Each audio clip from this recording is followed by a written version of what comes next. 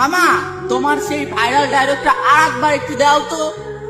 Doctor সাহেব, স্ত্রীর ডেলিভারির সময় স্বামীকে ডেলিভারি রুমে যেতে দিন, যাতে সে কোনোদিন বলতে না পারে তুমি আমার জন্য কি করেছো।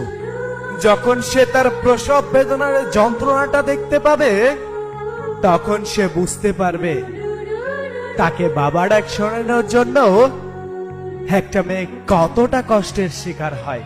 যে স্ত্রী মৃত্যুর সাথে লড়াই করে তোমাকে বাবা ডাক শোনানোর জন্য এতটা কষ্টের সম্মুখীন হয়, তাকে কষ্ট দেওয়ার অধিকার তোমার নাই।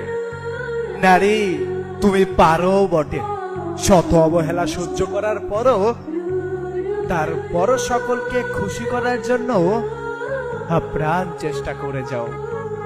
সবকিছু কত সহজেই ভুলে যেতে পারো তুমি।